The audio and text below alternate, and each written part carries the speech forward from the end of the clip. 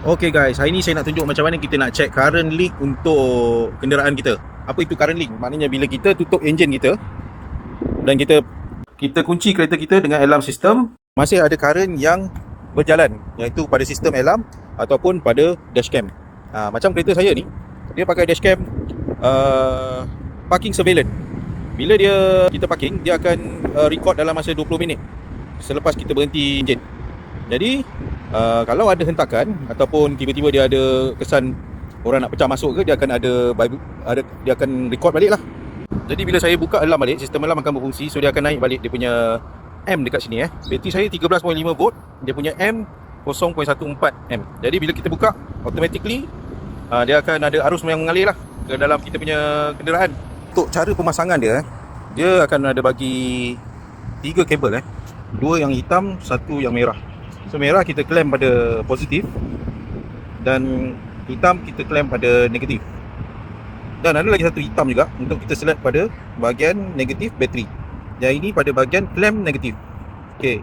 So bila kita dah pasang macam ni, kita boleh tutup kita punya kereta dan kita on alarm lah. Maknanya kita switch off. Kita macam tutup kereta lah, pasang alarm. Dekat situ kita akan mendapat bacaan yang lebih accurate lah. Berapa current yang berjalan di dalam kenderaan kita. So kalau ikut 0.14 ni, dia daripada 13.5 volt nak turun ke 11 volt supaya kereta dah tak boleh nak start, dia lebih kurang 11.9 hari. Itu dia. Ada kenderaan yang dia pakai Android player yang makan lagi banyak bateri. Dia akan makan dalam 1 M, 0.5 M. Apa-apa pun, bila kita pasang Android player, kita kena check setting dia. Kalau sleep mode tu ada, kita kena disable kan dia. Okay. Lagi satu yang makan bateri banyak adalah kita punya sistem dashcam kita. Kalau kita ada yang 2 channel dan juga 24 jam recording, sama ada dia time lapse ataupun full recording, dia lagi makan banyak. Cuma dekat dashcam tu kita boleh setting lah berapa minimum voltage. Lalu saya pesan pada customer set kepada 11.5 volt lah, supaya dia masih boleh start enjin dia walaupun dia dah cut off 11.5 volt. Jadi untuk barang ni saya beli dekat TikTok.